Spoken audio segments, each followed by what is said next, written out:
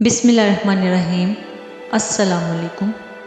بنی اسرائیل میں ایک دولت مند شخص تھا جس کو اس کے خاندان کے کچھ افراد نے میراث پانے کے لالچ میں قتل کر دیا اور اس کی لاش کو بنی اسرائیل کے ایک محلے میں پھینک دیا اور خود ہی اس کے خون کا بدلہ لینے کے لیے کھڑے ہو گئے۔ وہ کہتے تھے کہ وہ اس کے خون کی دیت لینے کے لیے تیار ہیں تاکہ اس قتل کی ذمہ داری بنی اسرائیل کے اس سبت قبیلے کی گردن پر نہ آن پڑے۔ آخر کار ان میں اختلاف پیدا ہوا اور اس مسئلے کے حل کے لیے حضرت موسیٰ علیہ السلام کے پاس گئے تو انہوں نے حکم دیا کہ ایک گائے کو ذبح کریں اور اس کا ایک حصہ مقتول کے جسم کے ساتھ مس کریں تاکہ وہ زندہ ہو کر اپنے قاتل کی نشاندہی کرے۔ قرآن مجید میں ارشاد ہے، ترجمہ: یاد کرو اس وقت کو جب موسیٰ نے اپنی قوم سے کہا تھا قاتل کو تلاش کرنے کے لیے پہلی گائے جو تمہیں مل جائے اس کو ذبح کرو۔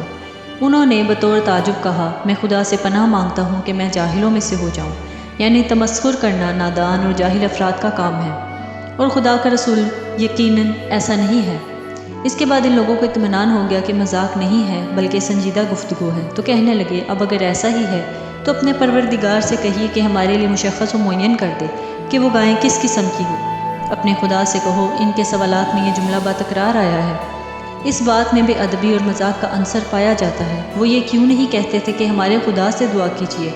کیا وہ حضرت موسیٰ علیہ السلام کے خدا کو اپنے خدا سے جدا سمجھتے تھے؟ بہرحال حضرت موسیٰ علیہ السلام نے ان کے جواب میں فرمایا، اللہ تعالیٰ کا ارشاد ہے، ایسی گائے ہو جو نہ بوڑھی ہو اور بیکار ہو چکی ہو اور نہ ہی جوان، بلکہ ان کے درمیان ہو۔ اس مقصد کے لیے وہ اس سے زیادہ اس مسئلے کو طول نہ دیں اور بہانہ تراشی سے حکم خدا میں تاخیر نہ کریں۔ اپنے کلام کے آخر میں مزید کہا، جو تمہیں حکم دیا گیا ہے جتنی جلدی ہو سکے اسے انجام دو۔